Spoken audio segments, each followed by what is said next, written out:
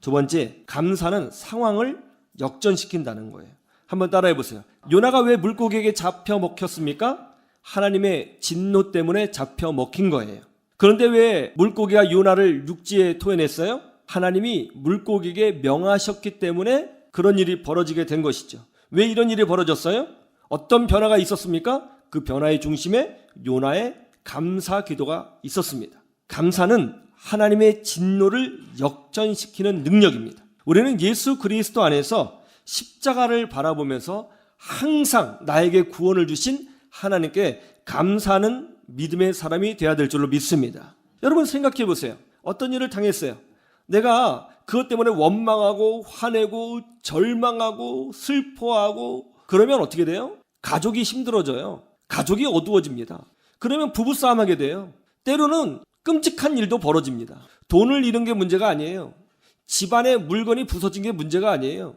내 마음이 무너지면 가족관계도 다 망가지고 인간관계도 다 망가지고 삶이 다 망가져요. 사람은요, 하나님이 은혜를 주시면 언제든지 다시 시작할 수 있습니다.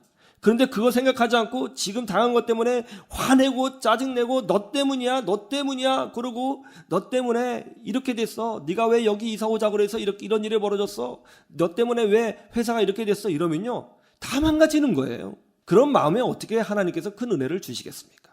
남유다 왕국에 여사밧이라고 하는 왕이 있었습니다. 그동안 역대 왕들은 다 하나님을 버리고 우상을 숭배했어요. 그래서 나라가 영적으로 아주 황폐해졌습니다. 영적으로 황폐해지니까 하나님이 진노하셨어요.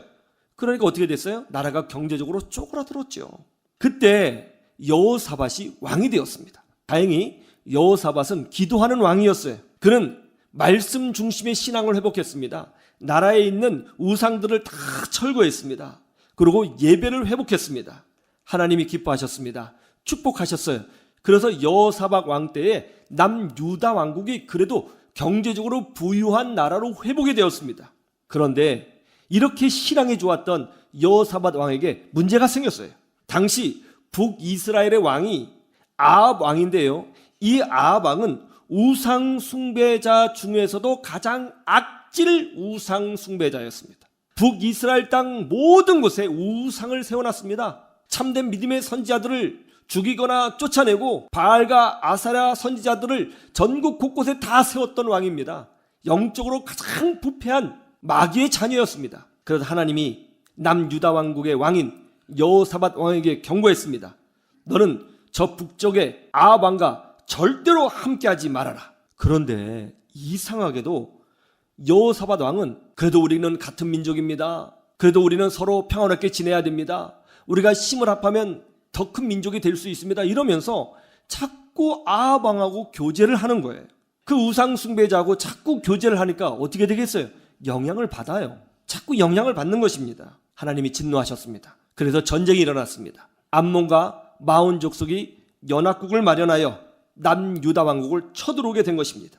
이것은 하나님의 진노였습니다. 전쟁이 일어나자 다행히 여호사밧 왕은 이 전쟁의 원인이 하나님의 진노라는 것을 깨달았습니다. 그래서 여호사밧 왕은 이 전쟁을 대비할 때 군사를 더 모은다거나 또 무기를 더 모으는 행동을 하지 않고 무엇보다도 성가대를 조직했습니다. 그리고 전쟁이 일어나는 그 순간에 하나님을 향하여 찬양하게 하였습니다. 그동안 여호사밧 왕이 하나님 말씀에 불순종해서 아합 왕과 자꾸 사귀려고 했습니다. 영적이지 않은 사람과 사귀려고 했습니다. 거룩하지 않는 사람과 사귀려고 했습니다. 그래서 하나님이 진노하셔서 전쟁이 일어났습니다. 이 문제의 심각성을 깨닫고 여호사밧이 어떻게 했습니까? 성가대를 먼저 조직해서 하나님께 감사하게 했어요. 그러자 이 절망스러운 전쟁이 승리가 되었다는 것입니다. 여러분, 감사는 하나님의 진노를 용서와 축복으로 바꾸는 능력이 있다는 것을 믿으시기를 주님의 이름으로 축원합니다. 지난 한 해에 어떤 일이 일어났든지 또 무슨 일을 경험했든지 그런 거 신경 쓰지 마시고 오늘 하루만큼은 무조건 하나님께 감사하는 날로 삼으시기를 주님의 이름으로 축원합니다. 무조건 감사하는 거예요. 오늘 요나의 기도의 맨 마지막이 감사였던 것처럼 그냥 감사하는 것입니다. 그러면 아픔, 상처, 눈물, 절망, 위기, 어두움 이 모든 것이 역전되어서 희망과 승리와 축복으로 변화될 줄로 믿습니다.